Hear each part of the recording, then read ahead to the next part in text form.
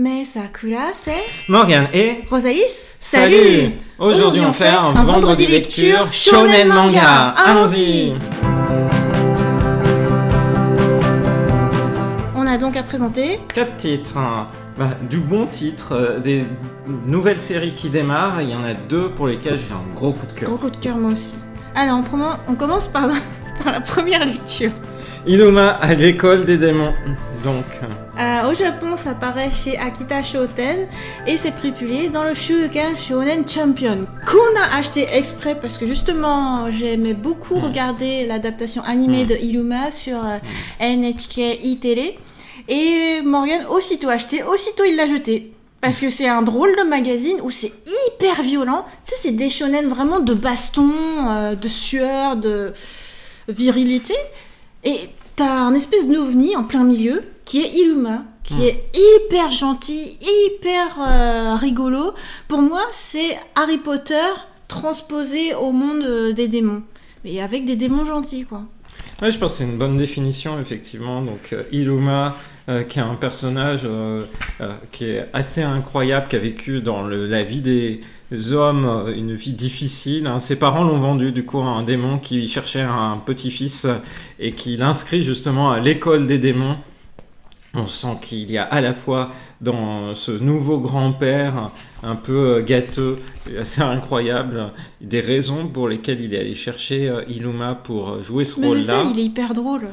Et puis, parallèlement, eh bien, on est vraiment face à un manga qui a une forte composante humoristique, comme tu le dis. Dans le Shonen Champion, il y a un autre titre qui a beaucoup de succès en France, qui est prépublié, c'est Beastars. Donc on qui est va être vraiment adapté en animé aussi. Qui a été adapté en animé, il y a déjà eu une saison, il y aura une suite. Et donc pour Inuma, c'est vraiment par l'animé moi que je l'ai découvert. C'est toi qui l'as découvert. Parce que j'arrêtais pas de regarder. C'était diffusé au Japon quand on y était là pendant le premier semestre 2020 et disponible aussi en simulpub, en simulcast chez Crunchyroll. Voilà, et en fait, moi à chaque fois, je regardais ça et Morgan il était vraiment marqué. Parce qu'à chaque fois, il y avait le générique de fin. Fait, Baby Q, Baby Q, Baby Q, Baby Q, to. Et voilà, c'est tellement, tu sais, un peu criard, très humoristique, très, voilà. Alors, d'ailleurs, c'est Baby Q ou pas? Et puis, attends, non. Et t'as l'opening aussi qui te marquait. Oui. Parce que dès que je mettais l'animé, et puis ça commence, ça fait Babi, babi, babi, babi, babi, babi, babi, babi, lu. Et à chaque fois, il disait ah, ça c'est vraiment un animé à toi. Hein, parce que je sais pas, ouais, dans la rythmique et tout, c'était très gentil. Mais c'est ça. C'est hyper gentil. Et l'adaptation animée sur NHK iTélé, c'est-à-dire c'est une chaîne éducative pour enfants, quoi. Et t'es là, pourquoi t'as un truc de Shonen Champion? Mais c'est vraiment l'ovni. Moi, j'adore. Franchement, j'ai adoré l'adaptation animée. Et j'adore lire aussi en manga. Tu retrouves tout, quoi. Tu retrouves tout ce qui fait que t'as la pêche, que t'as les... le personnage, le héros, en fait, sa seule qualité, en fait, c'est qu'il est hyper gentil.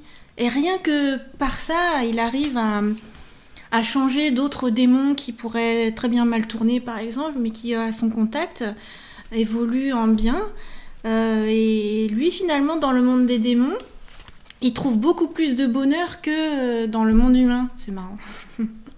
Mais voilà, pour moi, c'est vraiment Harry Potter parce que tu as tous les choix. Tu vois, quand tu passes d'un chapitre à l'autre, d'un arc à l'autre, tu as des trucs genre à quel rang tu vas être affecté. Ça va être un espèce de chapeau magique qui va détecter comment tu es et puis qui va t'attribuer tel rang et tout.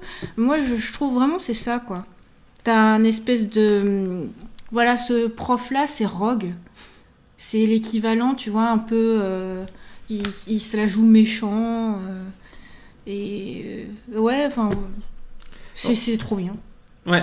Je trouve que tu as bien résumé, ça a pas mal de succès au Japon. En France, c'était un peu passé inaperçu, mais au Japon, il y a plus de 17 volumes reliés. Il y a un spin-off qui est... Pourquoi tu dis que c'est passé inaperçu? Parce que finalement, on en a moins entendu parler que d'autres titres de l'animé et puis globalement de la sortie de cette série. Et du coup, c'est pour ça que je trouve que c'est important d'en parler, parce que c'est vraiment un titre qui mérite toute votre intention. donc qui va du coup avoir une parution assez rapprochée au début, puisque en fait les 4 premiers volumes vont paraître entre septembre et décembre. Donc pour lancer la série et faire en sorte que du coup on rattrape aussi rapidement la fin de la première saison animée. Et puis ensuite, ça sera des aventures inédites, sachant que par ailleurs, pour 2021, il y a une deuxième saison qui a d'ores et déjà été annoncée. Ah oui, pour 2021. Ah oui, c'est pour ça, il faut très vite publier quoi, en France. Pour raccrocher. Petite anecdote, mais moi j'étais très surprise de voir ça arriver en France, publié chez Nobi Nobi. Parce que Nobi Nobi, c'est plutôt la branche jeunesse du manga. Donc moi je venais de le dire, hein, au Japon c'est prépublié dans le Champion, c'est-à-dire c'est pour des ados plutôt plutôt matures. Et même si l'adaptation animée, moi, elle est très gentille, je m'attendais pas à voir ça publié chez Nobi Nobi. Oui, après tout, pourquoi pas, hein, parce que c'est vrai que comme c'est très gentil, c'est adapté pour tout public. Ouais, je pense aussi. C'est-à-dire, c'est vraiment, si on se pose la question, faire lire un shonen manga à un jeune public. Donc, Nobi Nobi l'a mis à partir de 11 ans. Donc, comme un Harry Potter. Ouais, c'est ça, à peu près. Ouais. Même si, en vrai, au Japon, c'est pas comme ça. Et du coup, moi j'aime beaucoup l'univers, j'aime beaucoup l'humour, l'énergie qu'il y a dedans, ça se lit vraiment avec beaucoup de plaisir. Du coup, comédie démon fantastique, les mots-clés de Nobi Nobi, c'est plutôt bien vu. Voilà. J'étais en train de me dire que quand j'ai fait le générique de fin, en fait, j'ai fait Babi comme Babylou, mais en fait, non, c'est DBQ. Ah oui, t'as raison, c'est DBQ, oui. DBQ. Eh bien, ouais, ça fait longtemps du coup. Ton gage, ça sera de faire une cover complète de l'ending. Ah non, en plus, faut faire une voix hyper criarde. Ouais, bah du coup, c'est le gros coup de cœur. Pour moi, ça me rappelle tout à fait toute la période où on était au Japon en confinement, quoi. Mais dans le bon côté, c'est-à-dire je regardais ça tout le temps et c'était hyper joyeux. Voilà, donc à suivre. Ça fait vraiment plaisir de voir cette série arriver en France. Ouais, super. Alors, deuxième lecture. Alors là, ça nous fait grave trop plaisir. Ouais, là aussi, c'est une série qui a beaucoup de succès, qui explose au Japon, Spy Family. Et que j'ai trop adoré à lire en prépub. Et puis du coup, là, lire en version française aussi, c'est très marrant. C'est une série avec beaucoup de jeux de mots, beaucoup d'humour. Du coup, c'est marrant de le voir en adaptation française, quoi. À chaque fois, tu dis comment ils vont adapter ci, comment ils vont adapter ça, c'est drôle. Donc ouais, ça fait partie des très gros coups de cœur qu'on a eu en début d'année au Japon. Je me demande même si j'en ai pas... Si, je crois que j'en ai déjà parlé dans un top shonen manga de mon année au Japon, quoi. Voilà, ça fait vraiment très plaisir. Alors, c'est lancé en grande pompe en France. D'ailleurs, l'édition, tu vois qu'elle est très jolie, la couverture, elle brille. Elle est métallisée, c'est incroyable. Ouais. Du coup, quand on l'a acheté, enfin, tu l'as acheté dès qu'il est sorti. Oui. Ouais. Et nous, au Japon, on prenait des goodies comme ce Clear File, par exemple. Les goodies commençaient à arriver. Que tu aimes tellement que tu l'as même pas déplastifié. Non. C'est-à-dire, tu t'en sers même pas en tant que Clear File. Non. Mais donc, à quoi ça sert un acheté Clear File sous plastique le jour de sa sortie au Jump Shop de Tokyo Station. Voilà, parce qu'au Japon, ça paraît chez Shueisha, prépublié dans Jump Plus, qui est donc une application mobile. Donc, c'est une prépublication numérique. Et qui ensuite sort aussi en version reliée en tankobon. Et c'est le méga succès. C'est incroyable, hein, puisque effectivement, c'est une série qui a vendu, avec 4 tomes parus au Japon, plus de 4 millions d'exemplaires. Ça veut dire en moyenne plus de 1 million d'exemplaires au tome. Donc, on est vraiment face à un énorme hit. Ça marche même mieux que des mangas qui sont prépubliés dans le Jump papier. Ouais. Ah ouais, là c'est vraiment pour l'éditeur Shueisha, c'est vraiment un titre bienvenu et ça montre aussi la puissance de la publication numérique qui fait connaître une œuvre, de la prépublication numérique, à tel point qu'après, une fois apparu en volume relié, ça explose. Donc c'est vraiment le hit de premier semestre 2020 qui va continuer, et à mon avis. Quand il y aura suffisamment de matériel, ils annonceront une adaptation animée. Bref, c'est vraiment parti pour être un gros titre. Moi, la force de ce manga-là, c'est que c'est hyper drôle. Et ça joue sur des clichés qu'on attendrait.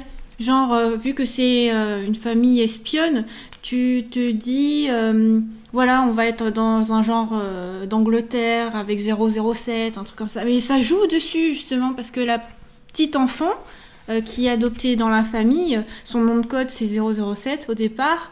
Finalement, c'est plutôt dans un monde comme l'Allemagne de l'Est et de l'Ouest. Voilà, tu voulais dire quelque chose? Non, mais je voulais juste situer effectivement chacun des protagonistes. En fait, il y a des choses qui sont cachées. Ils se cachent des choses les uns les autres, mais ils forment une famille.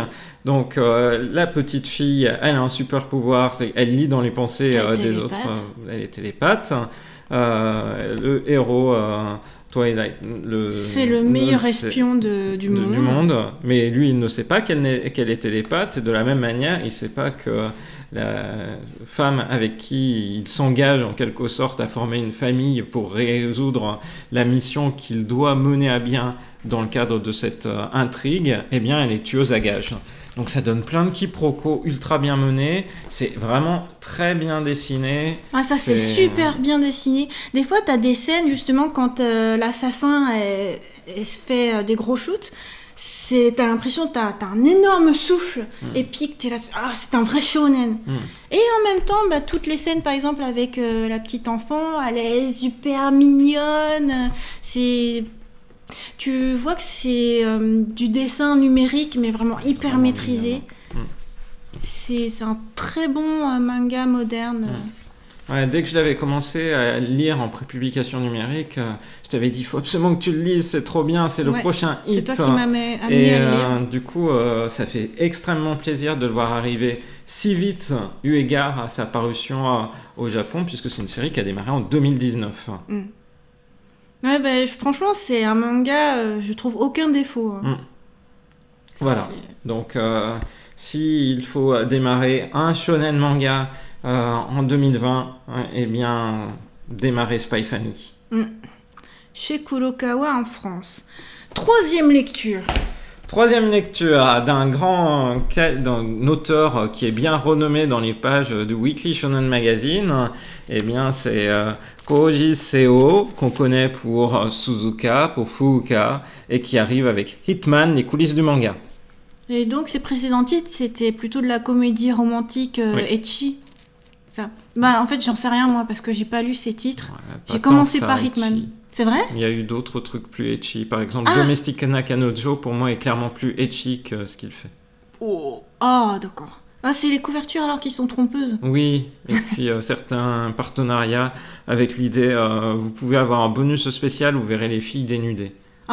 C'est très shonen magazine. Voilà, très fan service. Alors, je te laisse d'abord en parler, Morgane.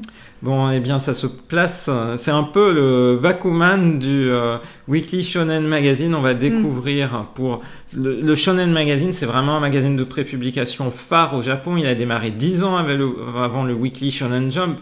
C'était le roi, c'était le champion de la prépublication jusqu'au moment où, à la fin des années 60, le Jump est arrivé, a vu sa croissance exploser progressivement. N'hésitez pas à aller voir ma chronique du livre Jump, l'âge d'or du manga, pour comprendre comment ça s'est passé chez l'éditeur Shueisha.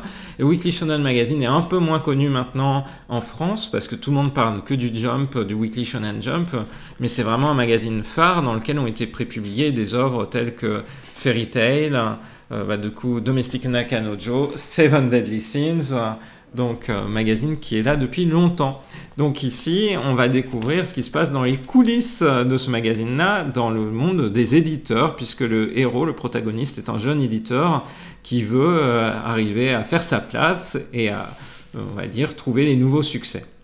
Ouais, la différence avec Bakuman, c'est que Bakuman, t'es vraiment du côté mangaka. Tu veux créer une œuvre et la faire publier dans le Jump. Tandis que là c'est du côté Tanto, responsable éditorial, responsable éditorial plutôt. Donc c'est du côté de quelqu'un qui prend en charge un mangaka et qui essaie de modifier son manga jusqu'à ce qu'il corresponde à la ligne éditoriale du Shonen Magazine. Et donc ça situe tout de suite la concurrence entre les éditeurs, les tanto du Shonen Magazine, qui sont tous présentés comme ici avec un petit cadre noir leur nom, et ensuite le nombre d'exemplaires qu'ils ont écoulés au total des mangas dont ils ont été responsables. Et ça situe cet univers-là, c'est la métrique de concurrence, c'est le nombre de mangas qui ont été écoulés. Donc on se situe tout de suite dans un élément très concurrentiel à ce niveau-là, qui est plus orienté sur du chiffre que sur une œuvre. C'est un peu ce qui surprend. Et puis, du coup, on a ce jeune éditeur qui croit en des valeurs, en certaines valeurs, mais qui est un peu... Ou qui voudrait suivre son intuition, qui a des goûts prononcés par ses propres émotions. Et le jour de son arrivée, il a croisé une fille qui réalise par ailleurs des mangas et il se dit il faut absolument que je la pousse à donner son maximum et à faire une œuvre. Donc à travers ce duo qu'on va suivre, se noue une histoire sur c'est quoi une œuvre qui a du succès, comment on accompagne son auteur ou son autrice et comment faire en sorte que soit publié. Ouais. Et donc, qu'est-ce que t'en as pensé, Morgane ? Et je trouve que Bakuman, j'avais adoré, notamment parce que les protagonistes étaient très positifs, toujours à aller de l'avant, et même les personnages et les mangaka les plus étranges étaient rendus sympathiques. Et c'est un peu la même chose dans une autre œuvre qui parle de manga récemment. Je pense à Kakushigoto, qui dépeint aussi le milieu de l'édition. Qui dépeint le milieu de l'édition de manière drôle. Parfois, ça peut être dur, mais c'est vraiment, c'est sensible. Il y a beaucoup de choses qui sont centrées sur le mangaka et sur son ressenti, où là, en fait, voilà, j'ai trouvé que c'était étonnant. Hein. On est face à un auteur qui a du succès, hein. Koji Seo, il est là depuis longtemps, il publie depuis plus de 20 ans, il a beaucoup d'œuvres phares, mais j'ai pas retrouvé la même chose, et son héros, j'ai du mal à m'identifier ou à le sentir vraiment sincère dans ses motivations. On a des personnages féminins qui sont avec, on va dire, tout le temps du fanservice. On imagine une dose de romantisme arriver ensuite derrière, et puis des liens se nouer comme ça entre les personnages. Donc on est sur un mélange étrange entre du romantisme et puis de la concurrence entre mangaka. Pour l'instant, j'accroche pas. Par contre, c'est très intéressant. Je veux dire, t'apprends plein de choses. T'apprends plein de choses du côté obscur, en fait. Donc, ça reste très, très intéressant. Jusque, ouais, effectivement, faut voir la suite. Voilà. Bon, je sais pas.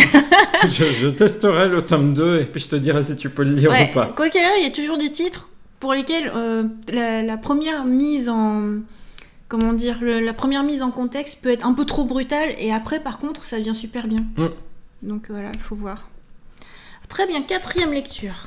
Quatrième lecture, Moriarty. Alors là, c'est devenu la valeur sûre pour moi. On est tombé sur une valeur sûre. Moriarty, tome 8. Donc toujours dans cet univers britannique qui mêle justement toutes les légendes de la culture populaire britannique, Sherlock Holmes, Moriarty, et puis pas que, hein, il y a du James Bond. Comme à chaque fois, en fait, quand je présente Moriarty avec ce magazine, je te vois chercher où est Moriarty. Eh bien, il est là où j'ai mis, comme la dernière fois. Mais je ne me doute pas. Et tu ne peux montrer que cette page-là, puisqu'autrement ça spoil derrière. C'est une page qui a été... c'était au moment de l'apparition du tome 9 au Japon de Moriarty. Voilà. Donc au Japon, ça apparaît chez Shueisha et prépublié dans le Jump Square. Donc dans ce tome-là, on retrouve beaucoup le face-à-face Moriarty-Sherlock Holmes, mais est-ce que Moriarty et Sherlock Holmes ne seraient pas finalement les deux faces d'une même pièce ? C'est un peu ce qu'on peut se poser comme question à travers la manière dont les auteurs abordent cet univers-là. Je trouve que c'est vraiment intéressant. Là, ici, on est plus dans Scotland Yard, ici, donc dans la police britannique, donc ce qui s'y passe. Et c'est toujours des chapitres qui sont bien construits et qui creusent un univers. Moi, je suis toujours très fan et c'est un de mes plaisirs de lire le nouveau tome de Moriarty à chaque sortie. Ben ouais, c'est là que tu dis, finalement, peut-être Moriarty, il n'est pas si sombre que ça, et peut-être qu'avec Sherlock, il joue un rôle clé pour essayer de renverser les classes. T'as un gros côté psychologie des foules aussi, qui est vraiment intéressant et c'est toujours aussi bien dessiné. Chaque tome de Moriarty, quand tu vas plonger dans cette lecture-là, tu te dis ça va être génial. Ben voilà, je pense que c'est vraiment une valeur sûre si vous cherchez un shonen manga qui est un peu plus littéraire, qui brasse différentes influences, qui peut vous donner envie d'aller plus au-delà d'éléments romancés ou même, comme tu disais, la psychologie des foules, voire des analyses sociologiques, ça vaut vraiment le coup. C'est un très bon titre qui paraît au Japon dans Jump SQ. Et chez Kana, donc en France. C'est tellement une œuvre parfaite qu'on en a presque plus rien à dire à force. Eh bien, on va bientôt découvrir l'animé puisque l'animé démarre au mois d'octobre, donc c'est... et ça va bien se passer, je veux dire, avec le corona, ça n'a pas été délayé. Ça ne fait pas partie des séries qui ont été reportées pour l'instant. Ok. Et ouais. Mais donc, quand on aime, finalement, là, il n'y a plus rien à dire. Hein. Juste... À part qu'on aime. Oui, et puis l'intrigue, elle est directement placée, mais ça creuse à chaque fois. Et c'est vrai qu'on a vu progressivement les personnages, la galerie de personnages s'agrandir, mais de manière cohérente. Avec Bond. Ouais, avec Bond, mais avec d'autres aussi, progressivement. Sherlock, il apparaît pas dès le début. C'est quelque chose qui arrive progressivement au fil des tomes. Je trouve que la construction globale de la série est très bien pensée, donc j'ai hâte, là encore, de voir la suite. Ouais. Alors, pour finir, j'aime bien, là, en ce moment, parler un peu de mes lectures. D'ailleurs, c'est une lecture que je te recommande, Morgane. Oui, mais je n'y manquerai pas. Je lis les romans de cette autrice tous les ans.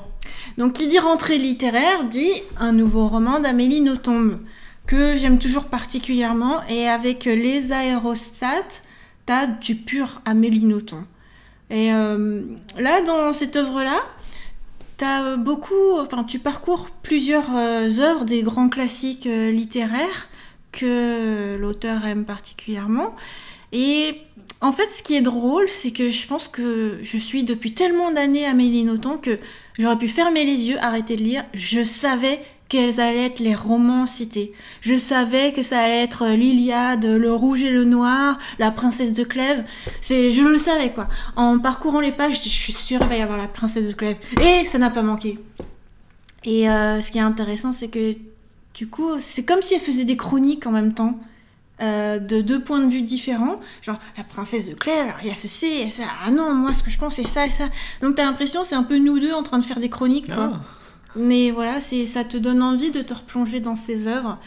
J'en dirai pas plus parce que les romans d'Amélie Nothomb sont tellement courts que si tu racontes un peu trop, ça déflore un peu trop l'histoire. En tout cas, c'est une lecture qui est toujours aussi plaisante. Quand tu aimes l'univers Amélie Nothomb, Les Aérostats, c'est très bien. Voilà, c'était le petit bonus lecture de romans, parce qu'il n'y a pas que les mangas, même si les mangas, c'est vraiment ce qu'on adore. T'en parles trop bien, ça me donne envie de le lire ce soir. Bah ouais. Et je crois que toi, tu vas lire en même pas une demi-heure. Hein. C'est vrai que les romans d'Amélie Nothomb sont souvent courts, ciselés, très appréciables, mais ça se lit effectivement assez rapidement. Donc voilà pour ce vendredi lecture qui est... avec deux très gros coups de cœur, pardon. Ouais, deux très gros coups de cœur dans des genres tout à fait différents, Spy Family et Illuma. Donc à découvrir. Un titre qui est une valeur sûre, c'est Moriarty. Qui est ce qu'on aime toujours. Et un titre dont on va voir ce qu'il devient, c'est Mais Hitman. Potentiellement c'est intéressant. Potentiellement c'est intéressant, effectivement, ça continue d'explorer ce qui se passe dans le milieu de la prépublication de manga au Japon. Voilà, et comme c'est un magazine qu'on aime bien, je vais quand même lire le tome 2. Ah, d'accord, tu aimes bien... Tu continues juste parce qu'il y a Seven Deadly Sins et Kakko no Inazuke, le nouveau succès du Weekly Shonen Magazine. Allez voir ma chronique de Kakko no Inazuke, le titre fait par l'autrice de Yamada-kun and the Seven Witches, à mon avis. Là aussi, c'est un titre dont on va heureusement qu'elle est là, hein. Et il y a un autre titre dont je parlerai dans une prochaine chronique, sans doute, qui a démarré en juillet dans le Weekly Shonen Magazine et qui semble parti pour faire un gros succès. C'est quoi ? Il n'y est pas, on l'a pas. On l'a pas dans la version papier du magazine. Un tome 1, je n'en dirai dirai pas plus, il faut maintenir le suspense, qui sort au Japon au mois d'octobre et qui promet d'être déjà en rupture. C'est quoi? Oh! Bon, bah tu me le diras hors caméra. Ouais. Ok. On espère que cette vidéo Vendredi Lecture vous a plu, vous a donné des envies de lecture. Si vous avez lu certains de ces titres ou si vous avez envie d'en découvrir certains, n'hésitez pas à partager vos impressions en commentaire. Ça fait toujours super plaisir d'avoir votre retour. Et on vous donne rendez-vous à très bientôt dans une prochaine vidéo sur la chaîne de Rosalis. Bye bye. Bye bye.